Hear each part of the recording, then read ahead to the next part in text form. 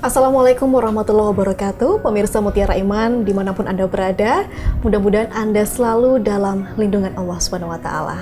Saudara, dalam episode Mutiara Iman kali ini, kebahagiaan adalah sesuatu yang didamba oleh semua orang. Entah apapun latar belakangnya ataupun status sosialnya, semua manusia mengharapkan ataupun ingin meraih sebuah titik kebahagiaan. Namun kebahagiaan itu sendiri tidak hanya terbatas pada berlimpahnya harta duniawi, namun lebih dari itu adalah meraih keberkahan kita hingga sampai di akhirat kelak.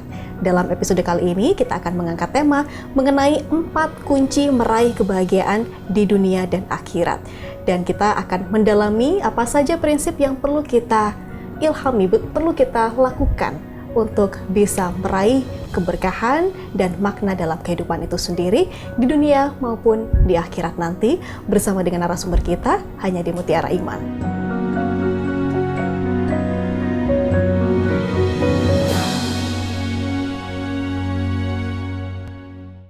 Baik, kali ini sudah hadir di studio Kompas TV Jember. Beliau adalah Ustadz Sayyid Abdurrahman Dawam, SPDI, atau yang biasa dikenal akrab dengan Gus Dur panggilannya. Assalamualaikum Gus, apa kabar hari ini? Waalaikumsalam warahmatullahi wabarakatuh. Baik. Sehat, sehat. Alhamdulillah. Jumpa lagi di Mutiara Iman. Terima kasih sudah meluangkan waktu untuk bisa bergabung bersama kami di sini. Sama-sama. Dan tema kali ini Gus tidak kalah menarik, begitu dekat dengan kehidupan manusia. Bagaimana kita meraih kebahagiaan di dunia dan juga di akhirat nanti.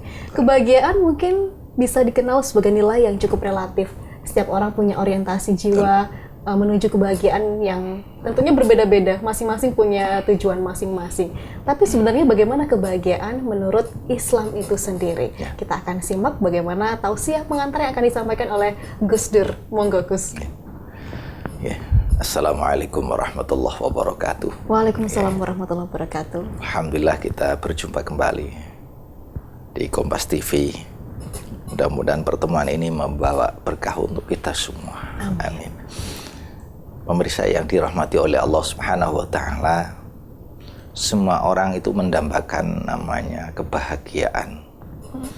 Namun yang tentunya yang tahu tentang kebahagiaan itu adalah Allah dan Rasul-Nya. Karena Allah yang menciptakan kita. Rasul adalah kekasih Allah. Allah tahu gimana sih sifat manusia. Jadi Allah tahu tentang apa yang menjadi kemampuan, menjadi keharusan untuk manusia. Rasul itu menjelaskan di dalam salah satu kesempatan, yang pertama di antara untuk meraih kebahagiaan adalah ketika manusia itu masih mengingat kesalahan yang telah berlalu. Artinya merasa bahwa saya dulu pernah berdosa, sehingga apa? Dia tidak henti-hentinya untuk memperbanyak istighfar kepada Allah. Padahal itu di antara kunci. Orang banyak istighfarnya, itu Allah akan memberikan memberikan kemudahan dalam segala urusannya. Man lazamal istighfar ja'alallahu lahu min kulli dhikin makhraja. Orang yang banyak membaca istighfar itu, kata Nabi, kesulitannya akan dimudahkan oleh Allah Subhanahu wa taala, jalan keluarnya. Itu diantaranya. Kenapa? Kunci diantaranya, resep kunci mendapatkan kebahagiaan adalah mengingat dosa yang telah berlalu. Kemudian yang kedua, wanisyanul hasanatil madiyah, melupakan kebaikan yang telah kita lakukan. Bukan mengingat-ingat terus, karena belum tahu kita kebaikan yang kita lakukan itu diterima oleh Allah atau tidak. Aku bilat amrudat, diterima atau ditolak oleh Allah. Sehingga ya sudah, kita lakukan, soal diterima atau tidak itu urusan Allah. Artinya orang baik itu tidak merasa baik. Orang baik itu orang yang merasa banyak dosanya kepada Allah. Jadi kunci ini dua ini. Sehingga dia telah terus, orang baik adalah orang yang banyak istighfarnya, sedikit dosanya. Kemudian yang ketiga, wa nazruhu ila man fauqahu fiddin. Kalau urusan-urusan agama, urusan-urusan ibadah, dia melihat orang yang di atasnya. Sehingga apa yang telah ia lakukan ini masih belum seberapa. Jadi masih berarti ingin meningkatkan kualitasnya. Tapi kalau urusan-urusan duniawi, wa nadhruhu ila man dunahu fid dunya. Kalau melihat urusan-urusan dunia, itu melihat orang yang di bawahnya. Karena kalau kita melihat orang yang di atas kita, siapapun, orang tidak akan pernah bahagia. Selalu merasa kurang begitu. Merasa kurang, jadi tidak ada syukurnya. Orang yang tidak pernah bersyukur itu jauh dari rahmat Allah. Padahal Allah janji, wa itta'adzana rabbukum la in syakartum la azidannakum. Kalau kamu pandai mensyukuri nikmatku, akan aku tambah nikmat itu. Gitu kan. Dari banyak hal ini, empat ini kunci artinya. Ketika kita melihat orang, urusan-urusan kualitas, urusan-urusan mungkin urusan pendidikan, urusan pengalaman, urusan ibadah, melihat orang yang di atasnya, sehingga kita tidak ada sombong, gitu kan. Saya masih belum baik, saya masih biasa-biasa. Ada orang yang masih lebih daripada saya. Tapi kalau urusan-urusan dunia, melihat yang di bawahnya, alhamdulillah. Benar. Saya berapa minggu yang lalu ada teman itu sakit. Dia sudah jalannya habis stroke. Dia jalannya aja sudah masih agak susah. Tapi karena melihat teman yang lain yang baru stroke, dia sudah alhamdulillah. Kenapa? Ada temannya yang lebih parah daripada itu. Ini artinya kalau orang melihat orang yang di bawahnya, dia akan muncul syukur kepada Allah. Jadi itu kunci. Jadi banyak riwayat, bahkan dulu ada 2 santri yang ini mungkin usianya hampir samalah ya. Ini berteman. Ketika sekian tahun tidak ketemu, ini sama-sama berkeluarga, sehingga kebetulan yang satu kaya, yang satu miskin. Nah, suatu ketika yang miskin ini ingin menjenguk yang temannya ini, sudah lama tidak ketemu. Begitu ngajak istrinya, ternyata nyampe di depan rumahnya, istrinya ngambek. Padahal ini waktu berangkatnya enjoy saja, gurau, enak, bahagia, karena naik sepeda ontel. Tapi ketika di depan rumah temannya yang kaya raya ini, tiba-tiba marah istrinya, ngambek sudah. Ada apa? Ternyata ini, wa nadhruhu ila man fauqahu fid dunya. Karena dia melihat urusan dunia, melihat orang yang di atasnya. Makanya benar kata Nabi, iyyakum wa mujalasatal mautah. Hati-hati kamu, jangan sering-sering bergaul, apalagi ngajak keluarganya kepada orang yang selevel tapi yang mungkin usianya tidak jauh tapi kondisi ekonominya itu jauh lebih kaya. Hati-hati. Qila manhum ya Rasulullah, siapa mereka orang-orang mati? Adalah al-aghnia, orang-orang kaya. Jadi ini yang menyebabkan barangkali, gara-gara teman saya yang kaya ini istri saya ngambek gitu. Sehingga sekian hari kemudian diajaklah istrinya, dipaksa, kamu harus ikut saya. Kemana? Pokoknya ikut saya. Begitu diajak ke saudaranya yang lebih miskin. Pagi-pagi benar dia datang ke rumahnya.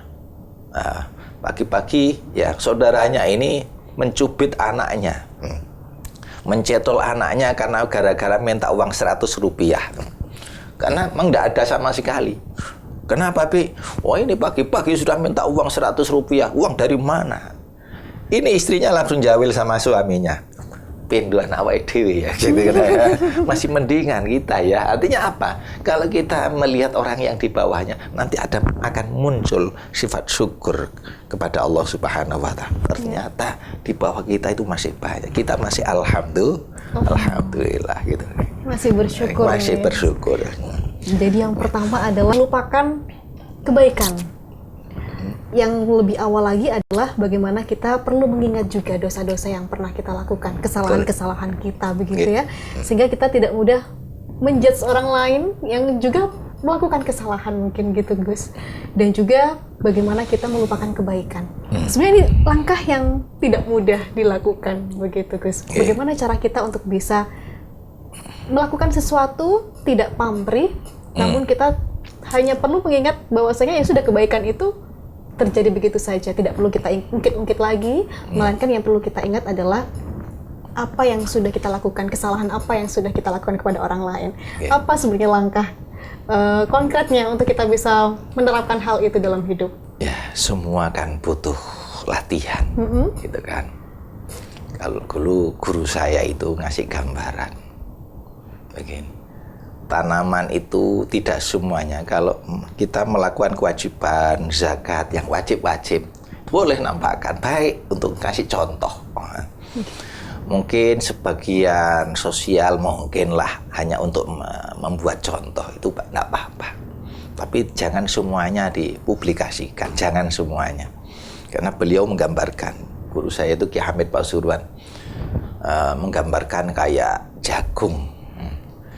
Jagung ini kalau ditanam kan harus dimasukkan ke tanah. Ini kalau nanti tidak disembunyikan, nanti habis, nanti akan dimakan oleh ayam mungkin. Itu artinya beliau menggambarkan ada pentingnya sebab mungkin ada yang dirahasiakan. Bahkan Kanjeng Nabi itu kan ngasih gambaran di antara orang yang sedekah itu ketika ma tunfiqu yaminuhu hatta la ta'lama shimaluhu. Jadi orang yang ketika sedekah tangannya bersedekah, tangan kirinya tidak tahu. Ini artinya menunjukkan keikhlasan.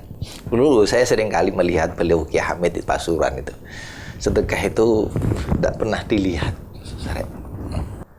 Bahkan beliau ngasih tapi sambil menoleh begini, tidak dilihat ini.